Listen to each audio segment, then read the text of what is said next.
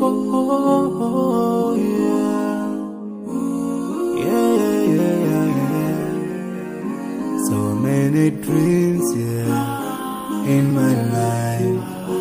I dream a lot of things in my life. Your dream, I dream. আসসালামু আলাইকুম, আমি Mary ইমরিনা DIY হোমের আরও একটা ভিডিওতে আপনাদের সকলকে ওয়েলকাম জানাচ্ছি। আজ থেকে প্রায় কয়েক মাস আগে আমি শুরু করেছিলাম এই চ্যানেলটা, এতে ডিআইওয়াই ভিডিও দেব বলে। তবে আপনারা সবাই মিলে এই চ্যানেলটাকে একটা ভ্লগ চ্যানেল বানিয়ে দিয়েছেন। সবাই শুধু একটা রিকোয়েস্ট, আপু ভ্লগ ভিডিও দিন, আপু ভ্লগ ভিডিও দিন। এমন করতে করতে কখন যে আমি ভ্লগ দিতে দিতে একদম ভ্লগের প্রতি আসক্ত হয়ে গিয়েছি, আর আমার ডিআইওয়াই এখন বানানো হচ্ছে না, যদি আগে থেকে একটু ব্যস্ত। এখন বেসিক্যালি আমরা যারা ভ্লগার, ডেলি ভ্লগ বানাই, তাদের কন্টেন্টে একটা জিনিসই থাকে যে আমরা সারাদিন কী কী করি সেগুলো আপনাদের সামনে তুলে ধরবো।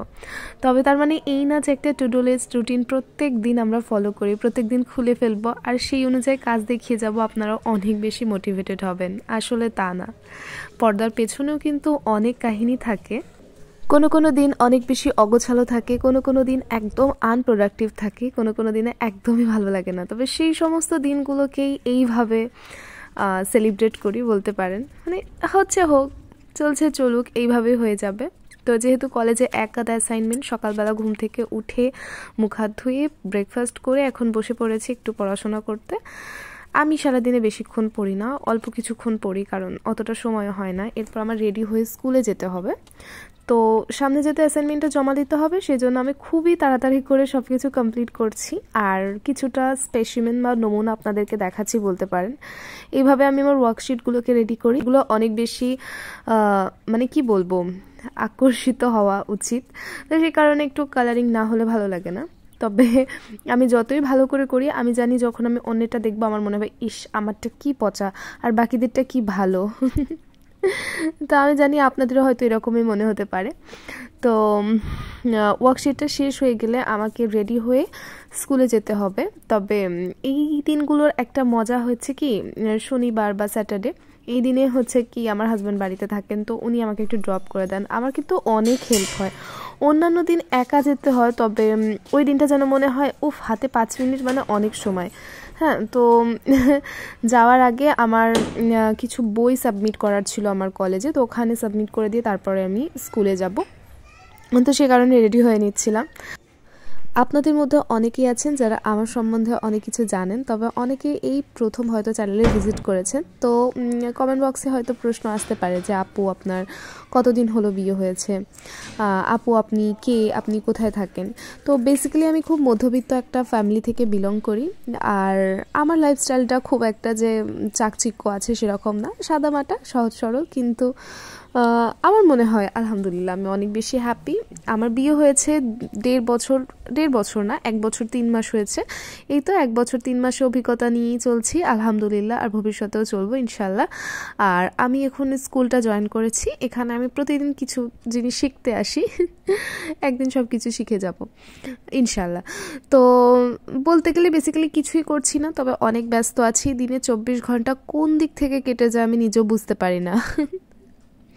তো আমি ভিডিওতে সাধারণত এতটা কথা বলি না, তবে আমার হাজব্যান্ড আমার ভিডিও অনেক বেশি পছন্দ করেন। তো উনি আমাকে বারবার একটাই কথা বলেন যে তুমি কথা কেন বলো না, তুমি কথা কেন বলো না, ভিডিওতে তোমার কথা শুনতে পাই না। তো এই যে কথা বলো না করতে করতে ভাবলাম যাক আজকে একটু কথাই বলি, এত পরিমাণে কথা বলবো যাতে উনি পরে আমাকে বলতে বাধ্য হন যে তুমি আর এত কথা বলবে না। তো যাই হোক, আমি জানি না উনি দেখছেন কিনা ভিডিওটা। তো স্কুল থেকে এসেছি, স্কুল থেকে এলে যেটা হয় যে হালকা খিদে লাগে। এবার হালকা খিদে লাগলে তখন এর মানে এটা না যে কিছু সব সময় হাতের কাছে অ্যাভেলেবেল থাকবে। তো আমার হাতের কাছে একটা কমলালেবু ছিল, আর আমি এসে যে কিছু বানিয়ে খাবো আমি খুব বেশি টায়ার্ড থাকি। তো আমার না অরেঞ্জ অনেক বেশি পছন্দ, আমার প্রিয় ফল বলতে গেলে কমলালেবু, কলা, এইগুলো।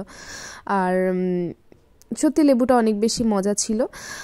আর এই তো আমি স্কুলে আজকে চাউমিন বানিয়ে নিয়ে গিয়েছিলাম, আর কিছুটা রেখে দিয়েছিলাম যাতে এসে খেতে পারি, তো ওইটাই খেয়ে নিচ্ছি। এরপরে আজকে সন্ধেবেলা একটা দাওয়াত বাড়ি আছে, ওই দাওয়াত বাড়িতে যাব। আসলে আমার ভাসুরের মেয়ে, মানে আমার ভাসুরঝি ওনার আজকে আগামীকাল ওনার বিয়ে আছে। তো আজকে বিয়ের আগের দিন অর্থাৎ গায়ে হলুদ, মেহেন্দি এই সমস্ত যে অনুষ্ঠান থাকে ওইটাতে অ্যাটেন্ড করতে এসেছি। আর এই তো বসে পড়েছি। আমি ভেবেছিলাম যে সন্ধ্যে থেকে আসবো, কিন্তু অ্যাসাইনমেন্ট লেখা চক্করে না তো আসতে পেরেছি, আর আমার হাজব্যান্ড আসতেও অনেক দেরি করেছেন, প্রায় রাত 10টা বেজে গেছে আসতে। তো এখন 10:30 বাজে, এখন এসেছি আমি।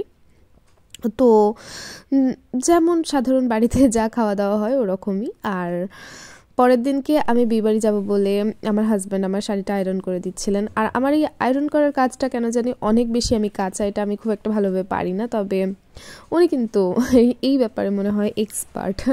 তো আমার পুরো শাড়িটা এক নিমেষের মধ্যে কিভাবে আয়রন করে দিল আমি বুঝতে পারিনি। তবে এই শাড়ি পরা পিকটা আপনারা দেখবেন না, কারণ ওই দিনকে আমি বেশি কিছু ভিডিও করতে পারিনি।